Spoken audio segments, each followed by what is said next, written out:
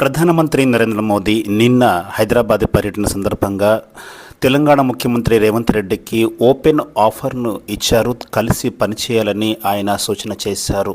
దానిని మౌనంగా వింటూ వచ్చారు రేవంత్ రెడ్డి గారు. అయితే ఈ కలిసి పనిచేయడం వెనుక ఉన్న అర్థాన్ని రకరకాలుగా చెప్పుకుంటున్నారు. ఒకటి, కేంద్ర ప్రభుత్వంతో కలిసి పనిచేసినట్లయితే, కేంద్ర ప్రభుత్వ విధానాలకు అనుగుణంగా ఉన్నట్లయితే మీకు గత 10 సంవత్సరాల్లో గుజరాత్కు ఎంత నిధులు మంజూరు చేశామో అంతే నిధులు మంజూరు చేస్తామని ఒక రకంగా చెప్పినట్లుగా ఉంది. రెండవది, మీరు కాంగ్రెస్ను వదిలిపెట్టి బీజేపీలోకి వచ్చినట్లయితే మీరు అనుకున్న లక్ష్యాలు సాధించవచ్చు, మీ రాష్ట్రాన్ని అభివృద్ధి చేసుకోవచ్చు, గుజరాత్ వల్లే తెలంగాణను కూడా అభివృద్ధి చేసుకోవచ్చు, దానికి తగిన నిధులు ఇస్తానని పరోక్షంగా చెప్పినట్లుగా ఉంది. అంటే ఎవరు ఎటువైపు తీసుకున్నా కూడా అటువైపు అర్థం వచ్చే విధంగా రేవంత్ రెడ్డికి నరేంద్ర మోదీ ఓపెన్ ఆఫర్ ఇచ్చినట్లుగానే మనము భావించవలసి ఉంటుంది. ఎందుకంటే రేవంత్ రెడ్డి యొక్క నాయకత్వ పటిమ గురించి నరేంద్ర మోదీకి తెలుసు కాబట్టి గత దశాబ్ద కాలంగా ఇక్కడ అంటే తెలంగాణలో పాగా వేయాలని, అధికారాన్ని చేజెక్కించుకోవాలని ఎంత ప్రయత్నించినా కూడా ఇక్కడ నాయకుల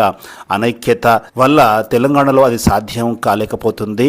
ఊహించని విధంగా ఆంధ్రప్రదేశ్లో జనసేన సహాయం, తెలుగుదేశం పార్టీ నేతృత్వంలో అక్కడ ఎన్డీఏ ప్రభుత్వం అధికారంలోకి వచ్చినప్పటికీ ఇక తెలంగాణలో మాత్రము అది చిరకాల స్వప్నంగానే మిగిలిపోయింది. దీంతో రేవంత్ వైపు గాలం వేసినట్లుగా వ్యూహకర్తలు నరేంద్ర మోడీ తన వ్యూహాన్ని ఒక దశ వరకు అమలు చేసినట్లుగా తెలుస్తోంది. అయితే రేవంత్ రెడ్డి దీనిపైన ఎలాంటి స్పందన తెలియచేయలేదు. కాకపోతే భవిష్యత్తు రాజకీయాలు ఎలా ఉంటాయన్నది ఎవరు కూడా చెప్పలేదు. సమయం వచ్చినట్లయితే ఒకవేళ కాంగ్రెస్ పార్టీ తనను రానున్న ఎలక్షన్లో ముఖ్యమంత్రి అభ్యర్థిగా ప్రకటించకపోతే అప్పుడు ఆయన నరేంద్ర మోడీ ఇచ్చిన ఆఫర్ను స్వీకరించవచ్చేమో అని అనుకుంటున్నారు. సరే, ఏది ఏమైనా కూడా నరేంద్ర మోదీ దృష్టిలో రేవంత్ రెడ్డి ఉన్నారన్నది కూడా సుస్పష్టమైన విషయం. ఎందుకంటే ఎన్డీఏలో భాగస్వామి ముఖ్యమంత్రి అయిన ఆంధ్రప్రదేశ్ ముఖ్యమంత్రి చంద్రబాబు నాయుడికి శిష్యుడిగా పేరుగాంచిన రేవంత్ రెడ్డిని తీసుకోవడానికి నరేంద్ర మోడీకి ఎలాంటి అభ్యంతరాలు లేవు. ప్రస్తుత రాజకీయ పరిస్థితుల్లో ఇది ఒక చర్చకు వచ్చినప్పటికీ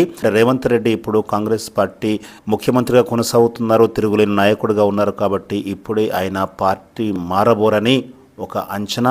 ఏది ఏమైనా కూడా రాష్ట్ర బీజేపీ నాయకత్వం పైన నమ్మకం లేక ప్రధానమంత్రి నరేంద్ర మోదీ ఇతర పార్టీల వైపు చూస్తున్నారనేది నగ్న సత్యము. ఇప్పటికైనా బీజేపీ నాయకులు మేల్కొనాలి, తమ యొక్క అభిప్రాయ భేదాలను వదిలిపెట్టాలి, ముఠా రాజకీయాలకు స్వస్తి చెప్పాలి, తెలంగాణలో అధికారం దిశగా ప్రయత్నాలు చేయాలి. లేకపోతే పార్టీ రానున్న కాలంలో అధికారంలోకి వచ్చే పరిస్థితులు చేజారిపోతాయి.